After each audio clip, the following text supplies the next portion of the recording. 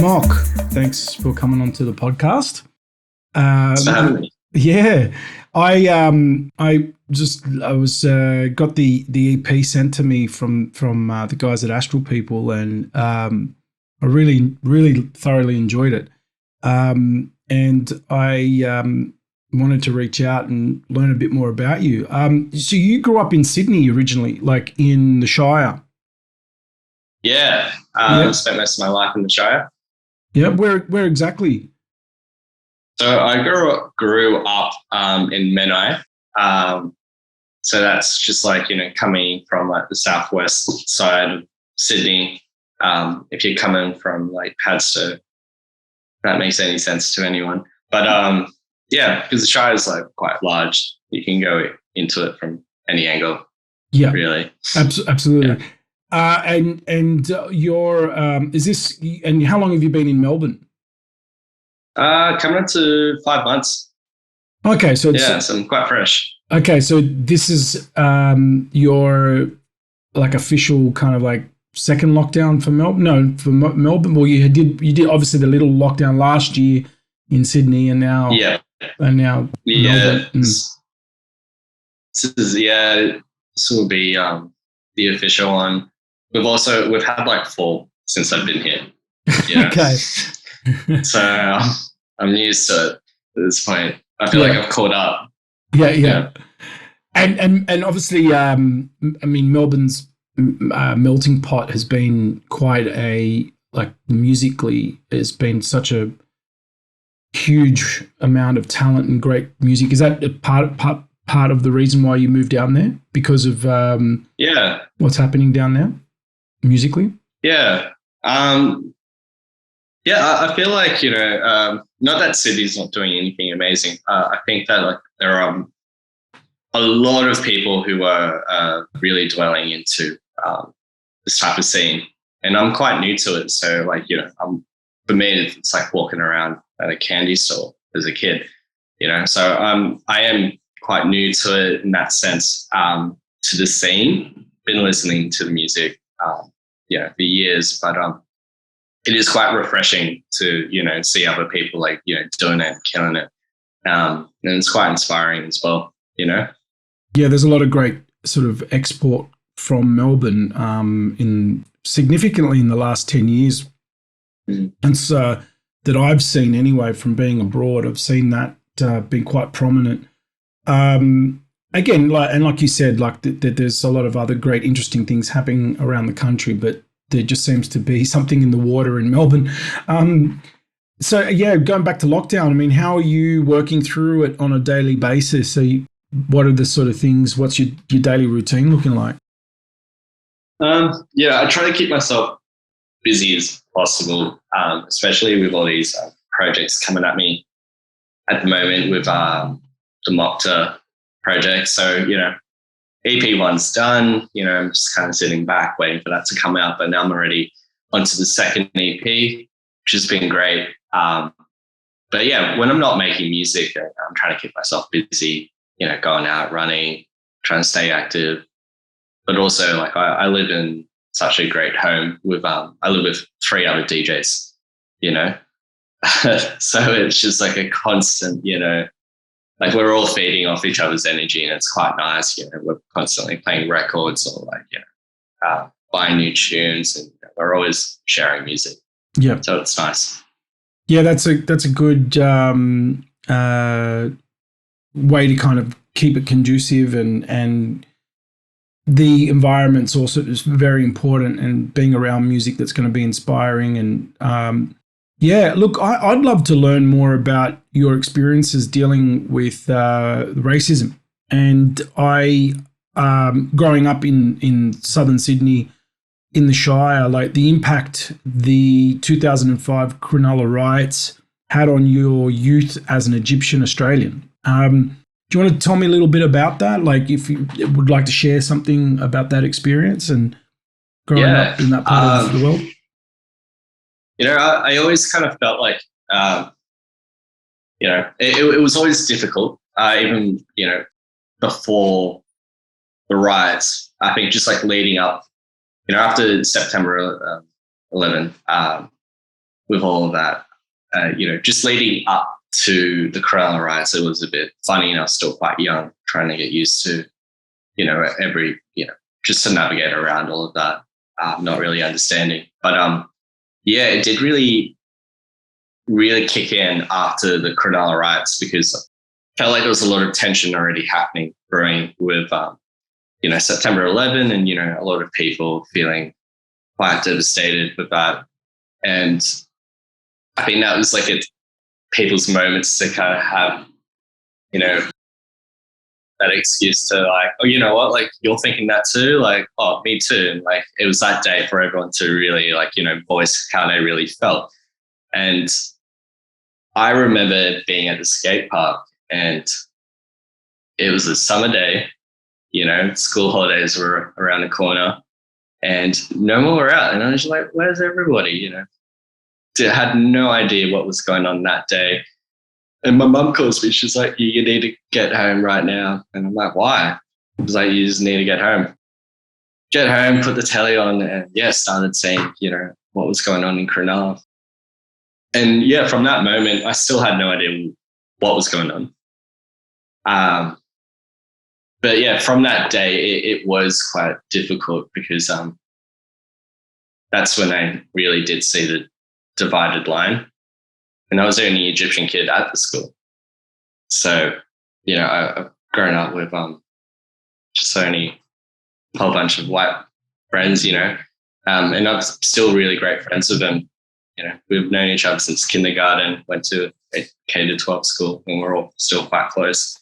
But I could see that they were also confused, because they just saw me as Moktar.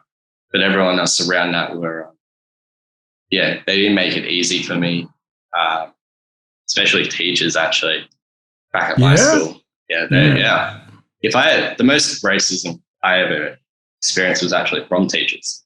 Wow. A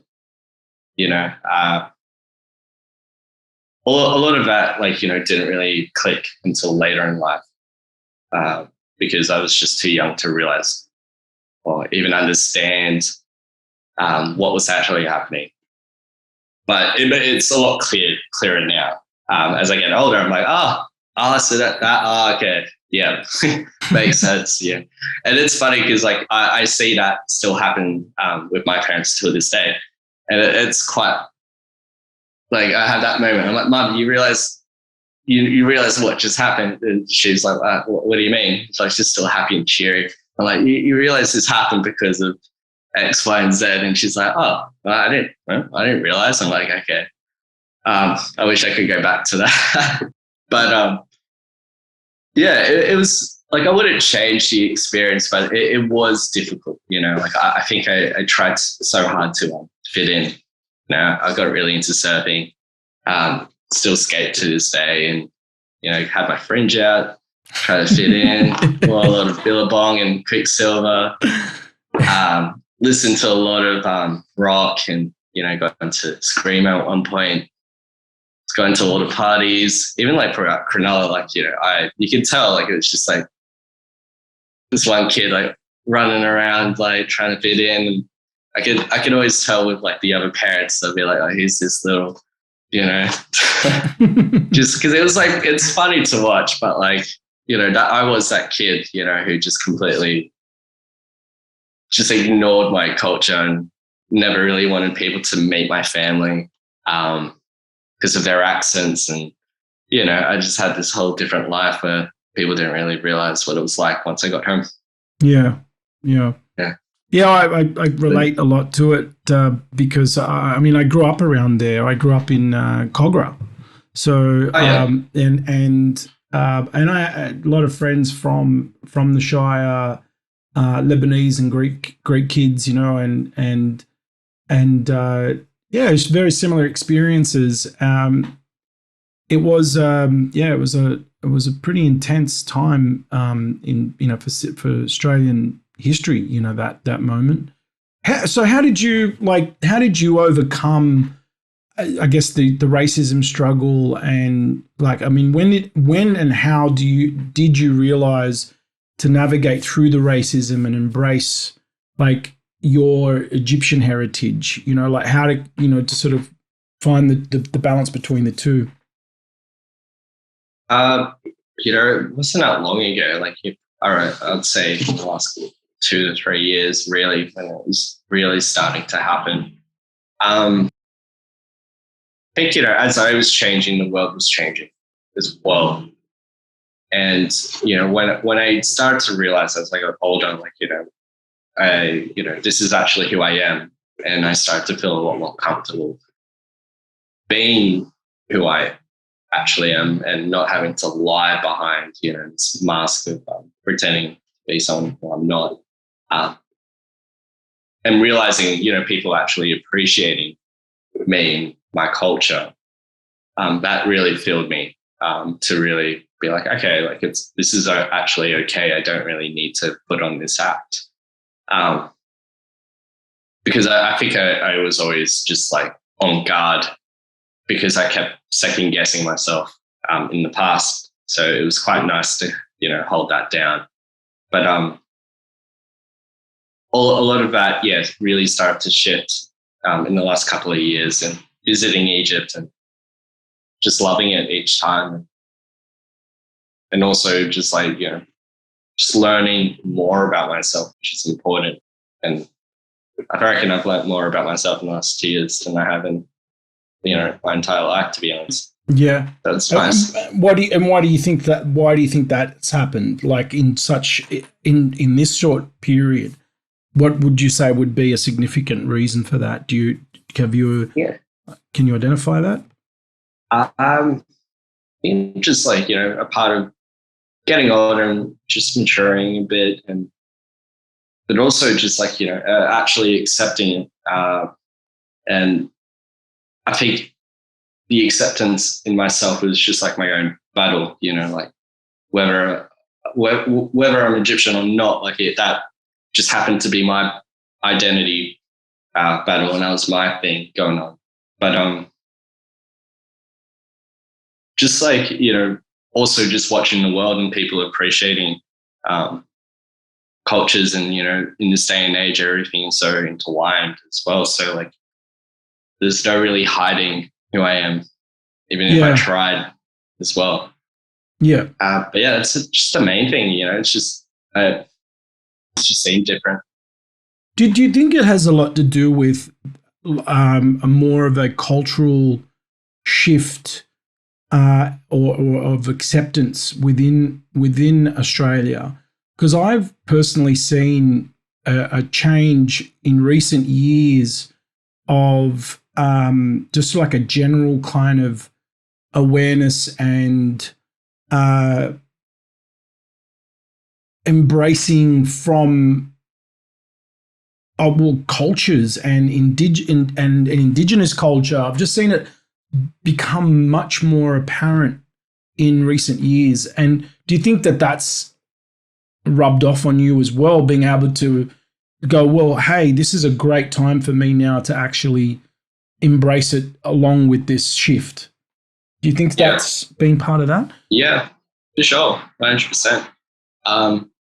And when you start seeing those changes, like you notice it, like you like once you see it, like you can't unsee it. And it definitely does help. Like even seeing other people getting amongst it, and also getting amongst their own cultures. It's everything, just not just music. Restaurants, and even if you walk down to the Shire now, it's different. It's completely different than it was 10 years ago. You're going to see a lot more Lebanese families. You're going to see a lot of South Koreans. You like, it's not what it used to be. Back when I grew up in the Shire, just telling you, like, I was the only Egyptian kid. But if I had driven to Kogra, which is not far, I will start seeing a lot of change. Yeah. But it's just happened. Yeah, it just happened to be like, the Sutherland Shire was just like that place where it's just like, Yeah. Now, Egypt and the Egyptian diasporas around the world at the moment seem to be producing many sort of alternative and indie electronic, hip hop, drill soul artists. Are you interested in heading over to the region, or anywhere? I mean, Egypt, MENA, GCC regions to connect and collaborate with anyone there? Has there been any kind of spark of interest and of that? Yeah, like there's so many actually, and this is like part of my journey watching, like, getting inspired by a lot of Egyptians. I didn't realize how many amazing producers, MCs, and artists are actually over in Egypt. Yep. So yeah, there's a list of people like I'd love to work with, whether it's because I produce as well. So there are people I'd like to produce, hip hop for. And, now that I'm heavily getting involved with techno, I'm starting to notice more, electronic producers now that they absolutely blow my mind. Yeah. Yeah. Yeah. I mean, going back to what you were saying before about from in the last 10 years, seeing this sort of shift in the region, it's now even becoming more accepted, whereas like from the local talent, because before there was just all this like saturation of Western culture and wanting to kind of be aligned with that, where now that's really changed in the region. Like they're really wanting to nurture and establish and push and bring forward like the local talent. And what's happened with that, like it's, there's that big separation from, these big mainstream pop artists now, and where you've got all this this younger generation that's really embracing the Arab culture, and so they're coming up now, and everybody is just like, it's just really booming. And is there anyone in particular that has caught your eye that you would like to work with from across the region? Yeah, there is this rapper. She goes by Faluka. Oh yeah, I know Faluka. Yeah. She's great. And like, she's caught my eye the last couple of years. We always send each other demos, and oh great, that's cool, nice. Yeah, I was like, nothing's come out from it, but like we constantly like, I'd send her a beat, she'll rap over it, and then we just never finish anything because we're just horrible at that. We just get lazy and just disappear for a couple of months, and then we're like, hey, check this beat out, and it's always just that vicious cycle. But she has, I've just seen her like blow up in the last couple of weeks, especially as well. Just not just in Egypt, but like, internationally around the world, which is, I'm all for it, seeing another Egyptian absolutely killing it. Yeah, I think also what I find is that, bringing I think because I saw a track of hers recently where it's basic, pretty much all in Arabic, and I found that like so much more. Not to say that none of it has been interesting, but this significantly kind of like, just raised the bar, I think, for her. I just felt that because, I feel like that's what the world wants to see. Like they want to hear that now. They want to hear what's actually, yeah.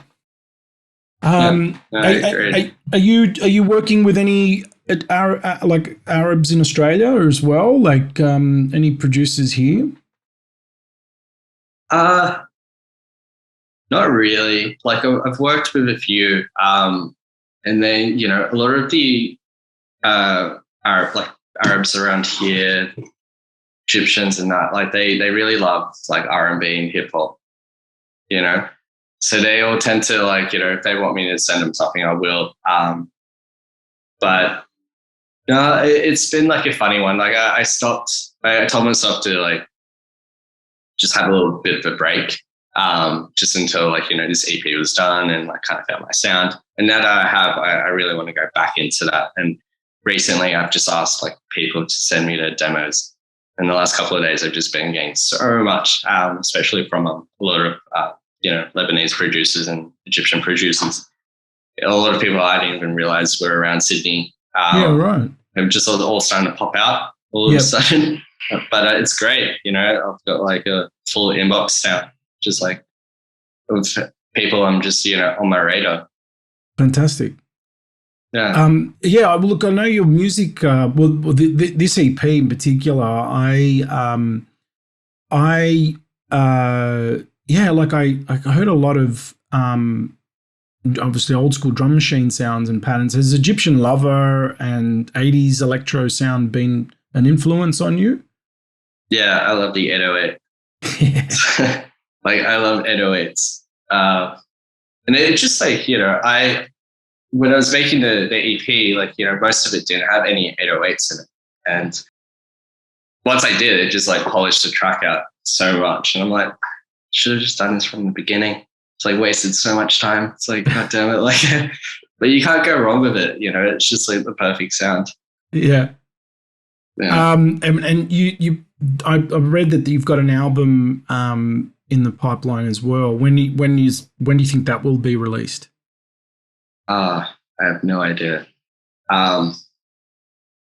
Ideally, I'd love to see my timeline to be EP1, EP2, and just a whole bunch of things in between with edits and remixes. But I guess like the third big release that comes from me, I'd love that to be an album. So I don't know, maybe in the next 2 years. Okay. Hopefully. Yep. I'm trying to reach high with this album, so I will definitely give it all I can. See where it goes. I've never made an album, so it's a bit scary to think about, but I reckon that hopefully in the next 2 years, hopefully I don't become too lazy. Yeah. And how did the connection with Still City Dance discs in Newcastle come about? There's quite a world apart, or like how did that? It's a funny one.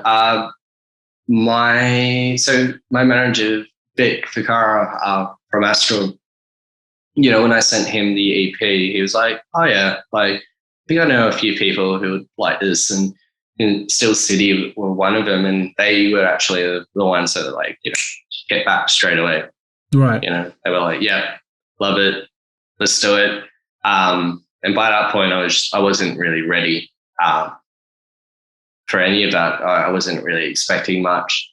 And my roommate, who Georgia, goes under Jungle Georgia, she is really good friends with all those guys, and everything just seemed to really make sense. And I had a lot of people in my life just all suddenly started to pop up, and everyone had links all of a sudden, and I'm like, okay, so this feels quite nice. It's like meant to be.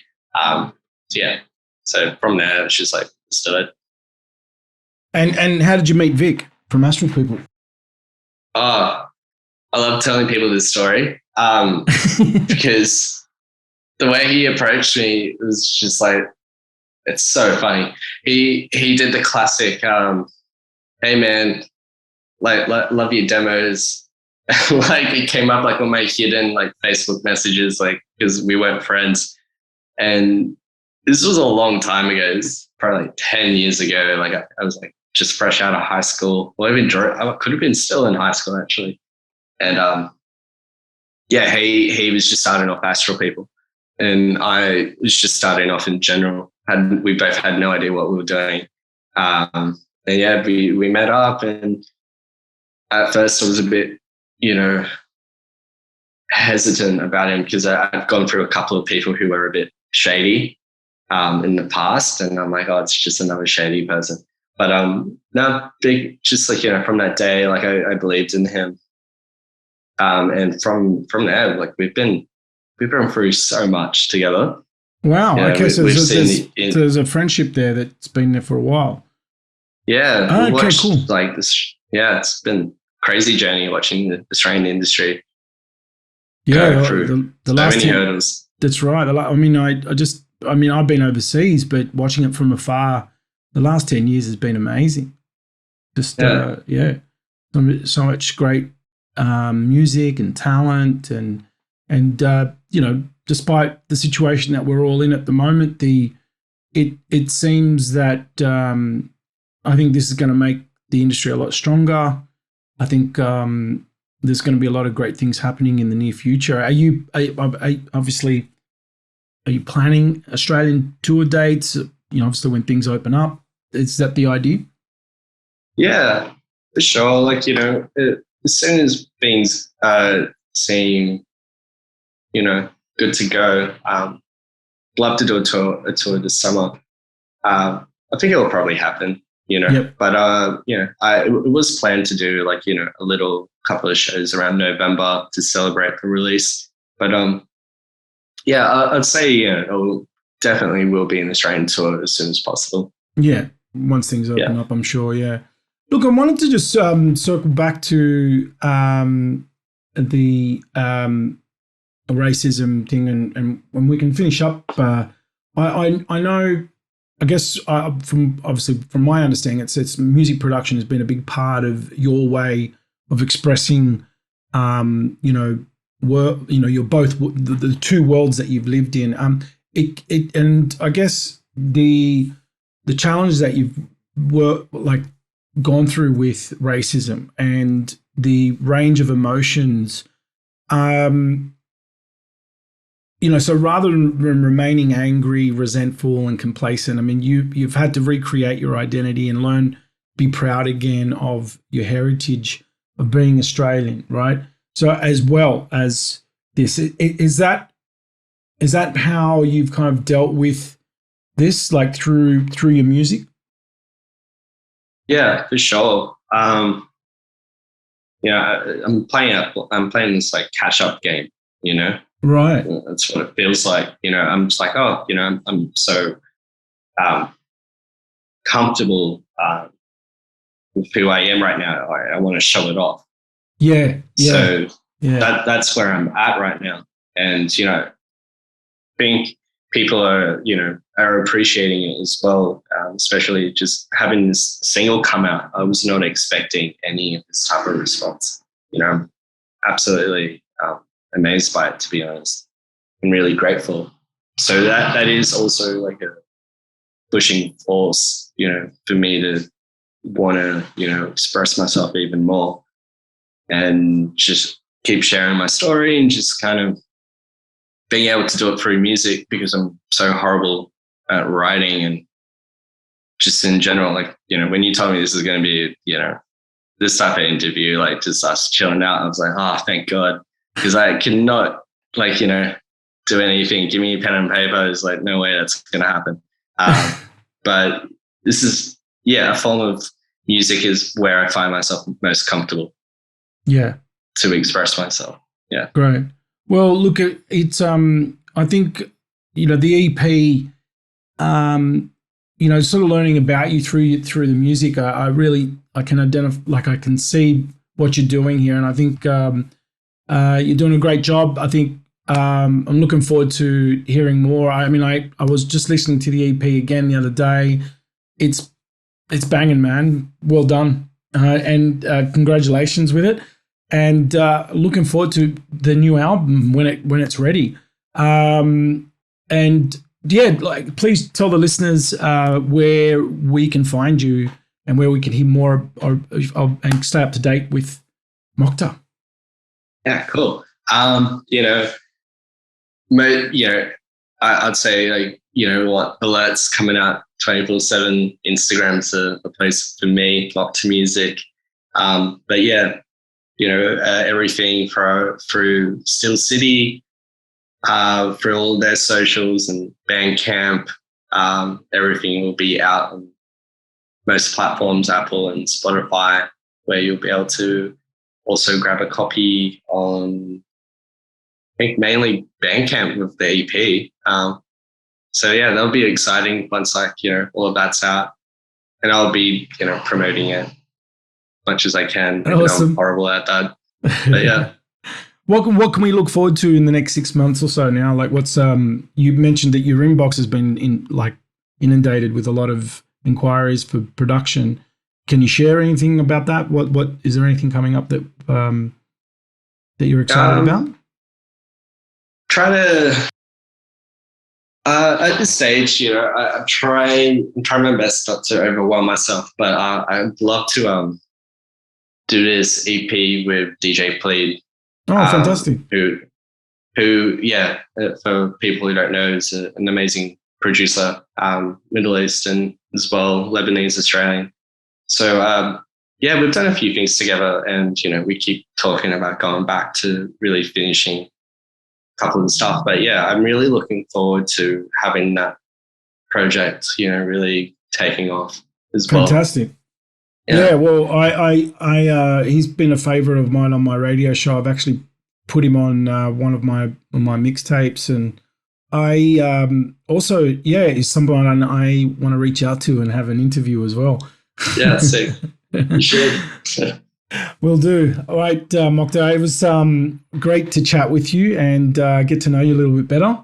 Thanks so much for having me on. Yeah, man. I'm looking forward to getting this out, and I'll stay in touch. Take care. All right, man. You too, my man. Oh, have a good day. Bye-bye. Bye-bye. Bye.